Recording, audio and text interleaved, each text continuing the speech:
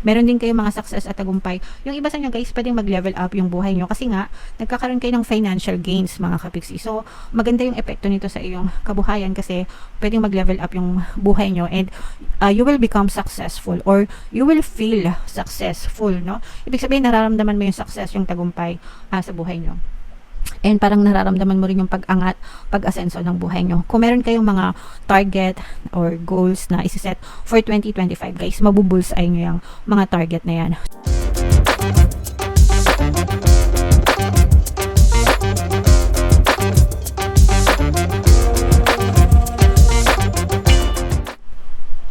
Hello guys, hello Aries, welcome sa inyong 2025 kapalaran reading. Para sa Aries, Sun, Moon, Rising, Sign, and Venus. Ito yung lahat ng deck na gagamitin natin guys para sa inyong 2025 reading. Sa dulo ng video guys, magkakaroon tayo ng yes or no pick a card reading. Ito yung deck na gagamitin natin. Pwede kayo magtanong ng isang tanong answerable by yes or no. Kung ano yung gusto nyo malaman for 2025. Tapos titingnan natin yung sagot ng tarot sa inyo kung yes or no. Sa dulo ng video yan guys, kaya make sure na tapusin nyo yung video. So medyo mahaba lang itong reading na to guys, no, kasi ito yung pang buong taon na sisilipin natin lahat ng positive and negative energies, lahat na makita natin guys, i-mention natin sa video. Pwede mag-resonate, pwedeng hindi mga kapiksi. Kung ano yung mga positive, yun yung i-highlight nyo guys, para yun talaga yung ma-push out sa inyong physical reality. So, unahin natin to guys. Tingnan natin yung mga mensahe sa inyo ng inyong mga gabay. Meron agad tayong no, mga kapiksi, no? So, later, sabi ko nga guys, magkakaroon tayo ng yes or no pick a card reading. So, pag no yung lumabas dito guys, ibig sabihin no talaga. Pero pag yes yung lumabas dito, tas may no tayo, ibig sabihin maybe, mga kapiksi, okay? Pero meron agad tayong no. Para sa inyo guys. Another message is wait, mga kapiksi. And another one is listen to your intuition. So parang sinasabi dito na no, mga kapiksi, parang wag kayong magpadalos-dalos, wag kayong magmadali, wag kayong magpadala sa bugso ng inyong mga damdamin. Matuto kayong mag-antay mga kapiksi and listen to your intuition. Magdasal and listen to your intuition kasi yung intuition natin guys, ginagabayan yan ng ating mga gabay, no? Yan yung, sabi ko nga sa inyo, yan yung pamamaraan nila para hindi tayo maligaw ng landas, para mahila nila tayo sa tamang landas, mga kapiksi ng buhay natin. So wag kayong magmadali guys, yun yung ibig sabihin nitong no na to. Wag kayong magmadali, matuto kayong magantay, habaan nyo yung pasensya nyo, wag kayong magpadalos-dalos. And trust your guides, trust the universe, trust yourself mga kapiksi, and everything will work out for you. Okay? Alright, so yan yung first set of message para sa inyo guys. Dito naman, tingnan natin yung mga maaaring ma-experience nyo guys ngayong 2025. So, ito guys, no, faith, kapalaran talaga. So, whatever is going to happen, is going to happen, no. Kumbaga, hindi talaga mapipigilan kung ano yung mangyayari. Nakaguhit talaga, nakatadhana talaga sa iyong kapalaran, mga kapiksi. It's not just a coincidence, but it's you creating your life, mga kapiksi. For some of you guys, maaari din kayo makaramdam ng pagkatrap, no, with this confinement energy. Pwedeng feeling nyo matrap kayo sa isang tao, sa isang bagay, sa isang sitwasyon na hindi nyo kagustuhan. So, kaya nga sabi dito guys, matuto kayong mag-antay, mag-ingat din kayo sa mga pagkilos nyo, sa pagdidesisyon nyo mga kapiksi, para wala kayong pagsisihan na bagay na matatrap kayo guys, okay? And another message para sa inyo Aries is commitment, no? So parang iti-test ni universe guys yung mga commitment nyo dun sa mga desires nyo, dun sa mga bagay na gusto nyo, mga kapiksi. For some of you, pwedeng pwedeng ano din kayo guys, mabilanggo din kayo ng mga commitments nyo, no? Mga kontrata. Kaya mag-ingat kayo guys if may mga opportunities na dumadating sa inyo. Pag-aralan nyo mabuti kasi baka mamaya matali kayo ng kontrata, mga agreement, ganyan, na wala kayong result. Tapos baka hindi maganda yung resulta. Kaya nga sabi dito, mag-ingat sa mga pagdedesisyon, sa mga pinipirmahan, make sure na pag-aralan mabuti, mag-research, no? Kasi baka matrap kayo dito sa mga commitment na to and baka mahirapan kayong makawala, mga kapiksi. Alright? Okay. So, comment down below guys if feeling nyo naka-resonate kayo dyan sa mga message na yan. What else mga kapiksi? Tingnan pa natin ano pa yung mga pwede nyo ma-experience or mga paparating sa inyo ngayong 2025. We have door to personal healing and happiness. So ito guys, ibig sabihin nito, pwedeng naaalala nyo pa yung mga past, pwedeng hindi pa kayo completely nakaka-move on, nakaka-recover sa mga negative na circumstances nyo, pero you're getting there. No, kasi yung healing naman, mga kapiksi, hindi naman yan agad-agad. It's a process, unti-unti yan. And sometimes, kahit na akala natin naka-move on na tayo, akala natin okay na tayo, 'di ba? May mga episodes pa rin na kapag naalala natin 'yon, nagbabalik yung sakit, nagbabalik yung pagkasariwa, no? Ng mga sugat. So, take your time mga kapiksi, and ang importante is mag-focus kayo sa sarili nyo. Mahahanap nyo rin yung kaligayahan, magiging ganito din yan. Pero hanggang hindi pa kayo okay guys, no? Focus on yourself, magdasal, mag-meditate, no? Libangin nyo yung sarili nyo, look for things na pwede nyong i-enjoy and do things, no, na mag-enjoy kayo para talagang makarecover kayo and mahanap nyo yung kaligayahan na para sa inyo talaga, mga kapiksi. Another message, Aries, ito yung manifestation. So guys, i-mind nyo to sa comment section. Pag magaganda mga kapiksi, i-mind nyo ha, huwag nyong kalimutan, i-mind nyo sa comment section. Ito yung mga manifestation mga kapiksi. So, malinaw na maaari kayong makakita ng mga manifestation, mga movement, no?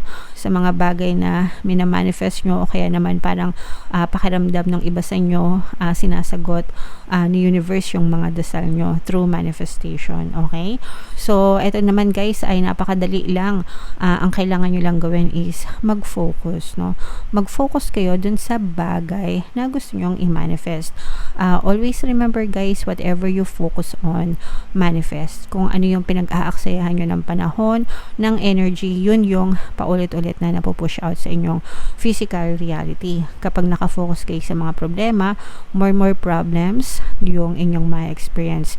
Pero pag kayo ay nakafocus sa kasiyahan, kasaganaan, kaligayahan, kapayapaan, yun din ang ma-experience nyo sa physical reality mga kapiksi. So mag-focus guys sa mga desires para yun yung mag-manifest sa inyo mga kapiksi.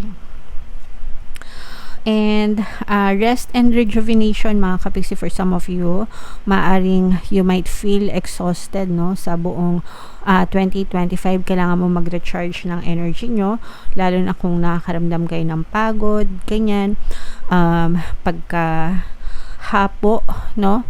At saka parang sinasabi din dito guys na huwag nyong overwork yung inyong sarili. Okay lang na responsible tayo sa mga obligasyon natin, sa mga trabaho natin, sa mga responsibilities natin. Pero wag exage na to the point na nagsasakripisyo na yung kalusugan natin. Kasi tandaan nyo rin guys na health is wealth, diba? So yung kalusugan natin, kayamanan din yan. Kaya dapat pinag-iingatan natin. So make sure guys na pinag-iingatan nyo din yung kalusugan nyo para hindi kayo magkasakit. Iwas din sa mga problema. Okay? Alright. So, comment down below, mga kapiksi, if feeling nyo naka-resonate kayo dyan sa comment section. Tingnan natin yung ganap sa inyo ngayong 2025 guys. Shuffle natin to. Habang sinashuffle ko to, panoorin nyo muna yung video natin regarding sa ating paano mag-manifest ng abundance video course. Kapiksi, sawa ka na ba sa mga struggles at hirap sa buhay mo? Masipag ka ba at masikap sa buhay ngunit hindi ka pa rin umaasenso? Ilang beses ka na bang nag-attempt mag-negosyo at mag-invest pero palagi ka pa rin nalulugi?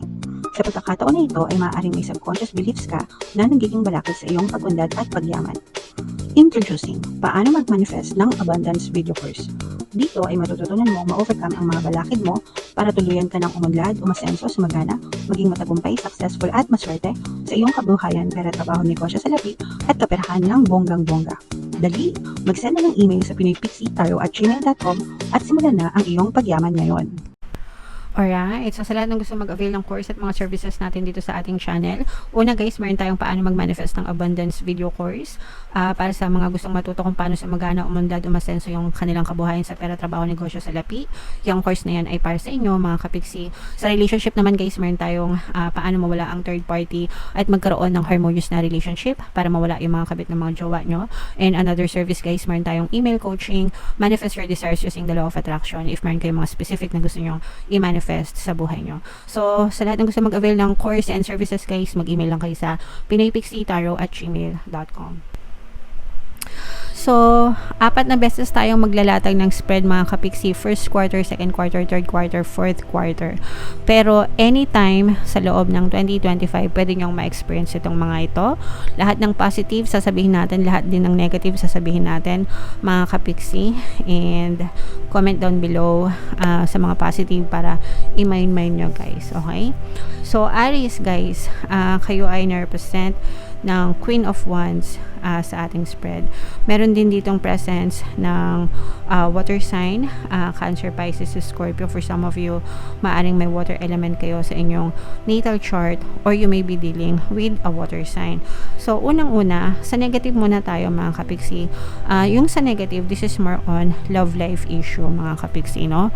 So, maaari kayong maka-experience ng gusot, pag-aaway, mga pag-iiyak, mga problema sa relasyon guys.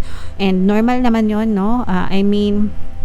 Normal naman na nakakaranas tayo ng mga problema sa relasyon kasi wala namang perfect na relationship guys, kaya normal na may mga pag-aaway. So dito nakikita natin na maaaring magkaroon kayo ng mga pag-aaway, pagtatalo, pag-iiyakan sa relationship, sa romantic relationship mga kapiksi, and parang magdadala ito sa inyo ng labis na kalungkutan.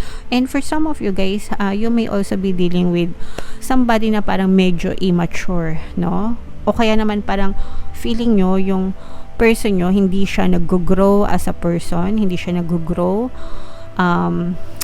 dun sa relationship.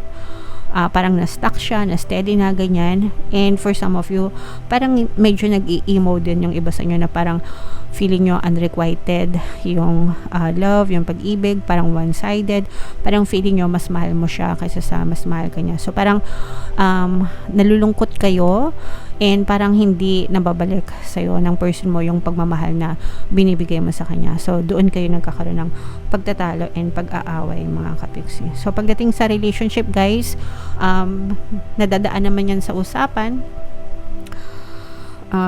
Kausapin nyo yung person nyo and sabihin nyo kung ano yung in-expect nyo sa kanila, and dapat alam nyo din kung ano yung in-expect nila sa inyo mga kapiksi.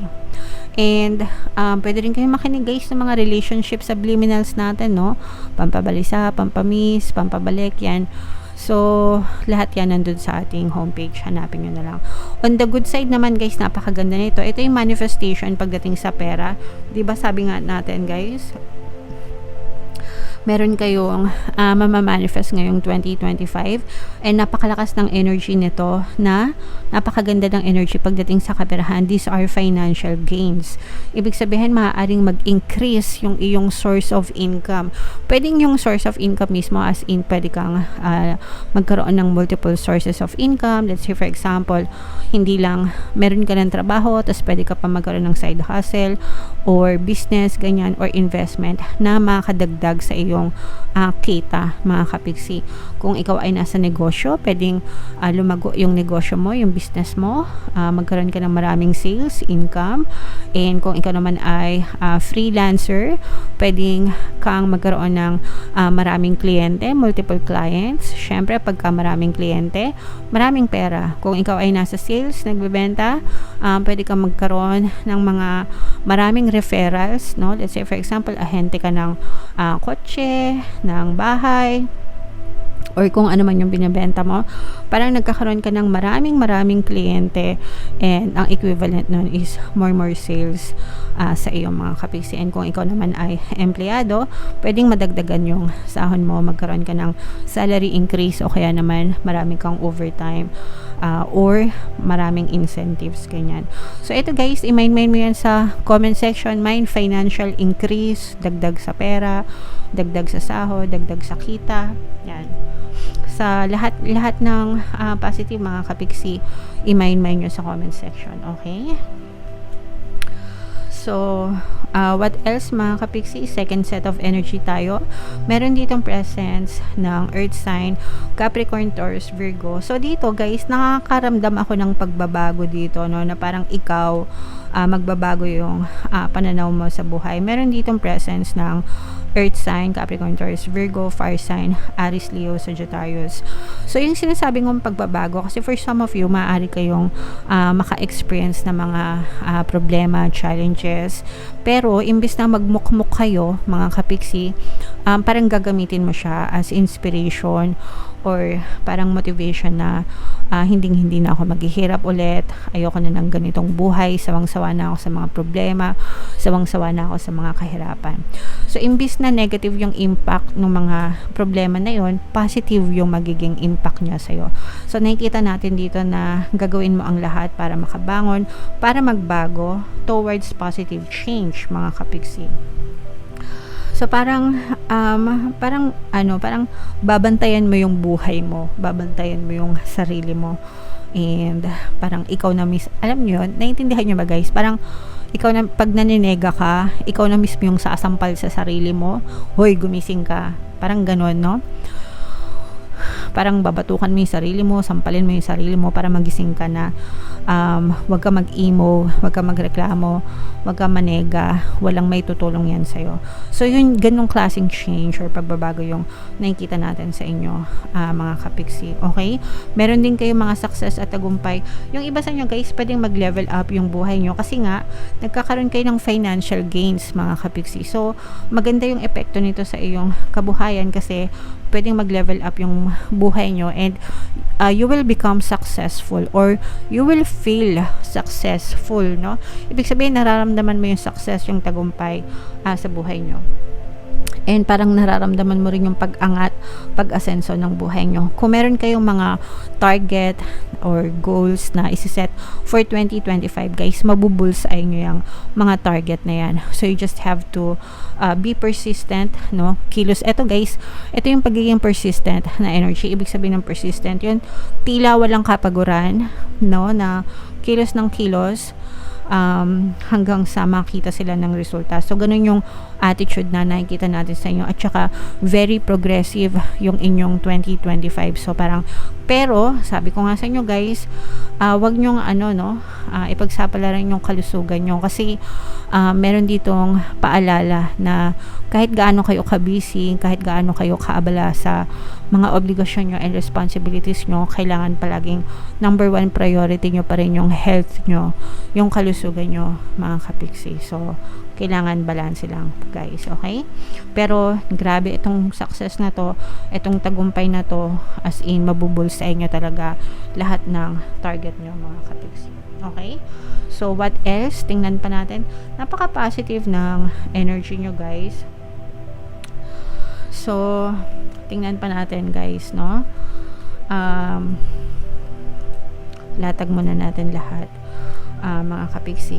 Dito, parang sinasabi guys na mag-ipon kayo or kailangan may ipon kayo, may savings kayo kasi kahit kaano karami ng pera nyo mga kapiksi, kailangan handa pa rin kayo kasi pwedeng magkaroon kayo ng konting financial troubles. Hindi naman sinasabi maghihirap kayo pero maaaring meron kayong pagkagastusan sa 2025 na medyo malaki yung pera na ilalabas nyo na kapag naglabas kayo ng pera, pwedeng maggalaw nyo yung mga savings nyo.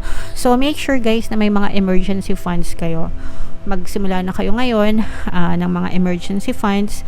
Mag-ipon kayo kahit magkano lang sa mga sahod nyo, sa mga kinikita nyo, mga kapiksi, just in case yung dumating yung time na magkaroon kayo ng financial trouble, no? Ibig sabihin, financial trouble, pwedeng kakulungan sa pera or pagkakagastusan sa pera. Mas mabuti na yung handa, mga kapiksi. Okay? And may mga bagong kontrata na dadating sa inyo. Itong kontrata na to guys, pabor sa inyo itong sitwasyon na to. So, if meron kayong mga negotiation, let's say for example, job contract, usually may negotiation yan, di ba? Nagsa-salary negotiation kayo, yung mga benefits, it will be in your favor. So, kung ano yung gusto nyo, ilatag yung mga kapiksi kasi makuha nyo talaga siya. Okay? And if you are also battling with mga legal matters, mga kapiksi, magiging pabor din sa inyo yung sitwasyon, guys. Okay? And for some of you guys, ito nakikita natin na parang mas nagiging ano na kayo, parang aware, parang mas nagiging kalmado kayo, mas nakakabisado nyo na yung sarili nyo, hindi na kayo masyadong nanenega or natitrigger sa mga tao sa paligid nyo, parang namamaster nyo na yung sarili nyo, nakokontrol nyo na yung mga emosyon nyo, yung mga pagkilos nyo, and mas maganda yan kasi syempre pagka alam nyo yung ginagawa nyo, di ba?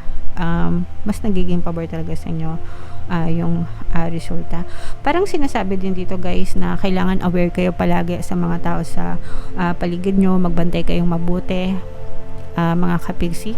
Bantayan nyo yung mga pinapapasok nyo sa buhay nyo, guys, para hindi kayo mapahamak. So always don't keep your guard down, ika nga. Alright, and what else mga kapiksi? Ito na yung last set of energies natin. Ito pa rin yung sinasabi natin ng mga manifestation guys, no? Mga manifestation, yung mga iba sa nyo, parang mamamanifest nyo yung buhay na gusto nyo mga kapiksi ngayong 2025. Pwede ring may mga other opportunities na dumating sa inyo pagdating sa pera pa rin, pagkakakitaan mga kapiksi. Merong unexpected na opportunity na maaaring dumating sa inyo. So, ito yung mga positive and negative mga kapiksi. Sa negative guys, kaya kayo sinasabihan na mag-ingat, no? Sa mga taong pinapapasok nyo kasi maaari kayong mabiktima ng panloloko mga kapiksi. At saka maaari kayong mabiktima ng mga toxic na tao or toxic na sitwasyon. Somebody na parang very stubborn, ibig sabihin matigas ulo mga kapiksi. And maaari kayong pagsamantalahan guys, okay? Kung meron kayong mga anak, mga kapiksi, no, make sure na pagtuunan nyo sila ng pansin kasi baka meron silang magawa, mapariwara, ganyan. And magdadala ito ng konting sakit ng ulo sa inyo, mga kapiksi, kaya make sure na binabantayan nyo rin yung mga anak nyo kahit bata pa sila or even if adults na sila guys. Walang edad-edad pagdating sa mga anak. Dapat palagi tayong nandyan para sa kanila, mga kapiksi. For some of you, may mabilisang opportunity na parang unexpected na opportunity na dadating sa inyo, pero kapag hindi kayo kumilos, baka lumampas lang itong opportunity na to guys. So, kapag nagdadasal kayo, make sure na palagi kayong aware, mga kapiksi. Look for signs sa paligid nyo kasi baka sinasagot na yung mga dasal nyo tapos hindi pa kayo kumikilos. So, yun yung nagre-resulta sa mga missed opportunities. Kaya, make sure na handa kayong kumilos, okay? And then, sa good side naman, guys, magiging sa pagtatapos ng iyong 2025, parang mapayapa pa rin naman yung pagtatapos ng 2025 mo. And sabi ko nga guys, may mamamanifest kayo.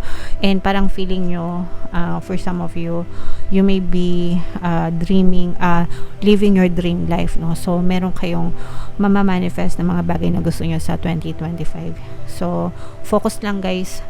And talagang pwedeng mangyari kahit anong gusto nyo, kahit anong hilingin nyo, kahit anong idasal nyo, mga kapiksi. Okay? So, lahat ng mga positive energies, guys, yung sabi ko nga sa inyo, i-mind nyo lahat sa comment section. Mind, new opportunities, manifestation, dream life, yan, mga bagong kontrata, ano pa ba? Mga victory, mga mahihit yung target, 'di ba? Lahat ng positive na sinabi ko sa inyo, guys, i-mind nyo yan sa comment section. Deserve nyo lahat yan, mga kapiksi. So, eto na yung ating yes or no pick a card reading. Habang sinashuffle ko to, guys, tanong nyo sa isip nyo kung ano yung gusto nyong malaman for 2025. Answerable by yes or no. So, kanina, meron na tayong no, mga kapiksi, okay? So, titingnan natin yung sagot dito. Thank you all so much, guys, no? Samantalin ko itong pagkakataon na to para magpasalamat sa inyong lahat. Salamat sa pagsama nyo sa akin ngayon 2024 and sana sa 2025. Samahan nyo pa rin ako, mga kapiksi. Huwag nyo kalimutan mag-subscribe dito sa ating YouTube channel, sa ating Facebook page, Pinoy Pixie Tarot, and sa ating Instagram page, Pinoy Pixie Tarot, mga kapiksi. Alright, so hinga ng malalim, guys. Isipin yung tanong sa isip nyo and pili kayo ng isang card. Card 1, card 2, card 3. Kung card 1 ang napili nyo, ang sagot sa tanong nyo ay yes. So, meron tayong no, kaya ito ay maybe. Sa number 2 naman, mga kapiksi, ito ay yes pa rin. So, ito ay maybe. And then, sa number 3 naman, ito ay yes. So, ito ay maybe. So, lahat yan, puro maybe, mga kapiksi. At least, hindi siya no, na talagang no. Okay? Alright. So, comment down below, guys. If feeling nyo nakaresonate kayo, pwede nyo siyang panoorin ngayon. Balik-balikan nyo, guys, bago matapos yung 2024, pagpasok ng 2025. And anytime within 2025, guys, balik-balikan nyo para ma-refresh sa alaala nyo yung mga positive energies and i-mind nyo, guys, sa comment section. Okay? Alright. If hindi kayo nakaresonate dito, guys, try nyo panoorin itong ating 2025 pick a card kapalaran. Baka nandito yung energy nyo. And ito naman yung ating success stories ng paano mag-manifest ng abundance video course. Click here to subscribe, guys, and ito yung ating mga pampaswerte subliminals. Thank you for liking, sharing, and subscribing. See you again next time. I love you all, mga kapiksi. Have a nice day. Bye-bye.